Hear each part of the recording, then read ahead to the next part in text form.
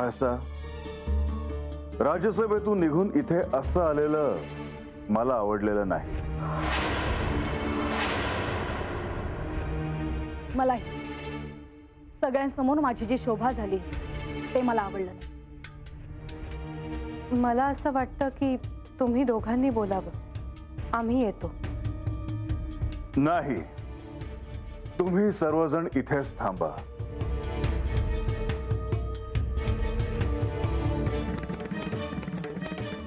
सिंहासनाचे काही अलिखित नियम असतात आणि ते नेहमी आपल्या ध्यानात असायला पाहिजे.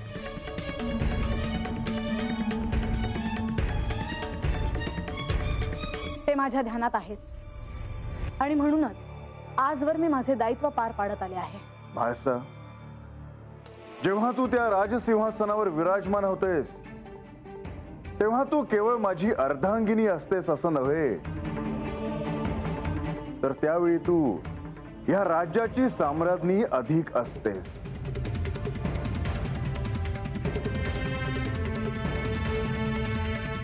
याचा अर्थ असा होत नाही की मी अर्धांगिनी म्हणून माझा अपमान सहन करावा.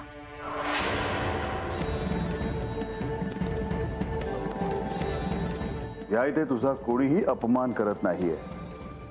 किंबहुना तुझा सन्मानच राखला जावा यासाठी प्रत्येक जण प्रयत्न करत आहे. मी बोलू का?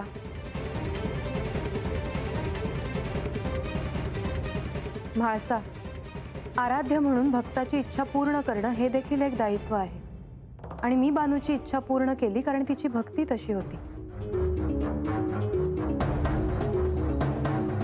आणि मी तुम्हाला कोणतंही व्रत देऊ शकत नाही कारण आपलं नातंच तसं आहे. व्रत कोणी कोणाला द्यायचं ह्याचे काही संकेत आहेत आणि ते तुम्हाला ठाऊक आहेत, परंतु ते तुमच्या स्मरणात नाही. लक्ष्मी देवी, मला माझे स्मरण व्हावे म्हणून मी सगळे प्रयत्न करते आहे आणि ठरल्याप्रमाणे मी आज एकांतात जायचं ठरवलं आहे.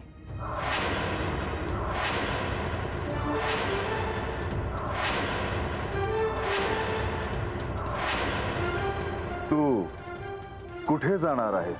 कुठेही, जिथे मला कोणी दिसणार नाही आणि मला कोणी भेटणार नाही.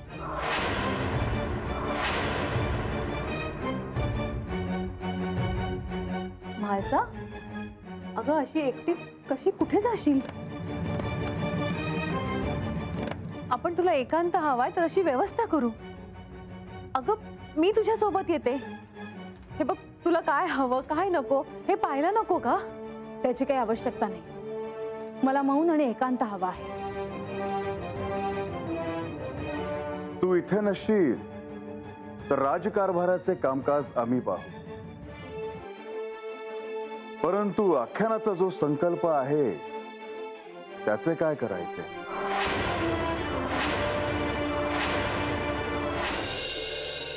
तुला जे हवे आहे ते प्राप्त केल्याशिवाय तू परत येऊ नकोस. नाही येणार. गतजन्मातही तू अशीच साधना केली होतीस, खूप कठोर असे तप केले होतेस, शरीर कृशच झाले होते, तरी तू तुझे तप सोडले नव्हतेस. म्हाळसा, ह्या वेळेस देखील अनेक अनंत अडचणी येतील. तुझे तप भंग पावे अशी वेळ येईल, मात्र तू निश्चल रहा. तप करताना माझं मन अस्थिर करणं एवढं सोपं नाही. मी तुला केवळ कल्पना दिली म्हाळसा, शिवाय माझ्या सदिच्छा आहेतच. मी कायम तुझ्या सोबत आहे असेच समज. मला एकांत हवा आहे. तुम्हीच काय, मला माझ्या सोबत कोणी नकोय. म्हाळसा, आपले नातेच असे आहे की आपण ठरवूनही वेगळे होऊ शकत नाही. आणि तू हे मान्य करशील तुझे तप पूर्ण झाल्यावर? तप पूर्ण झाल्यावर सगळं समोर येईल. मला सगळ्याचे अर्थ लागतील. मला ज्या गोष्टींची उत्सुकता आहे तेही मला कळेल आणि त्यात तुम्ही देखील येता. आणि तुम्ही मला का भेटता हाही एक प्रश्न आहेच. आणि मी तुला भेटणार तुझ्या एकांतात आणि तुझ्या साधनेतही. नका येऊ तुम्ही, मला एकटीला प्रयत्न करू द्या. माझे येणे न येणे हे तुझ्या हातातही नाही म्हाळसा.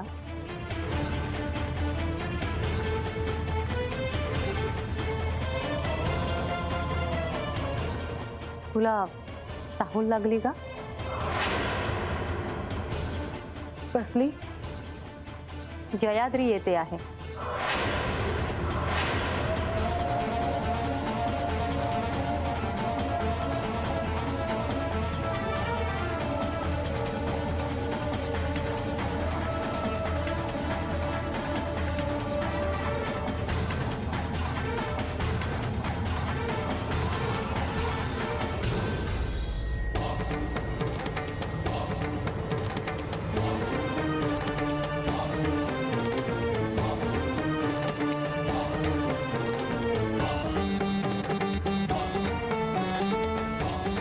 नमस्कार करते देवी.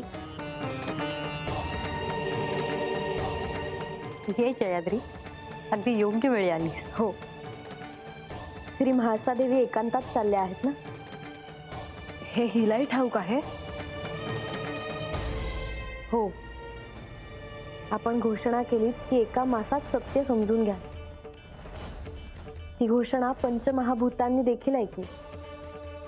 आता सर्वांनाच ठाऊक आहे आणि सगळे सहाय्य करायला तयारही आहेत,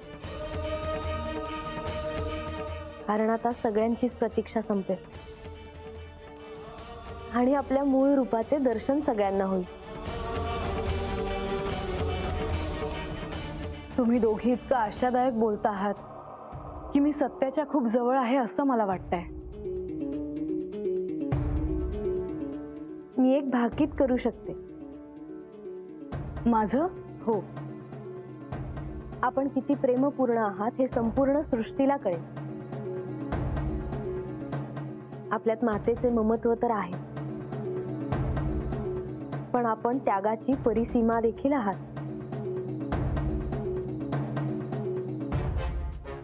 तू असं का बोलतेस मला ठाऊक नाही, पण माझ्या क्रोधाविषयी सगळ्यांना अधिक ठाऊक आहे. माझ्या प्रजेशिवाय आणि माझ्या संसाराशिवाय मी अजून काही पाहत नाही असं सगळ्यांना वाटतं. माझ्यापेक्षा अधिक आपल्याला शिव ओळखतात, पण आपण मला जशा ठाऊक आहात तशा कोणालाही ठाऊक नाही हेही खरे आहे. म्हाळसा, आता प्रस्थान करण्यापूर्वी तू श्री खंडेरायांचे दर्शन घ्यावेस, त्यांचे आशीर्वाद घ्यावेस असे मला वाटते. का कुणास ठाऊक, पण मला असे वाटते की मी त्यांचे सहाय्य घ्यायला नको. असे करू नकोस म्हाळसा. त्यांचा आशीर्वाद घेताना मनात कोणतीही शंका ठेवू नकोस. प्रयत्नांना कृपेची जोड राहू देत. मी ध्यानात ठेवेन.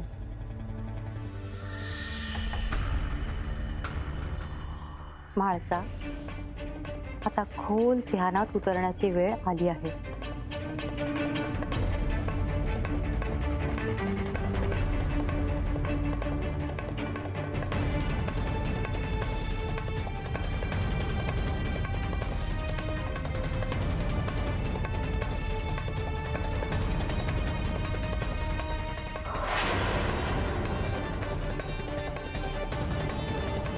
म्हाळसा ही शक्ती स्वरूप आहे,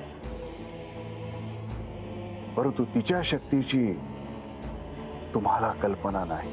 तिला सत्य कळण्यास काहीच अवधी आहे. होय, कुणी सांगावं? त्यांनी समज कळल बी तर त्या देवांसंग कैलासमंदी निघून जाणार.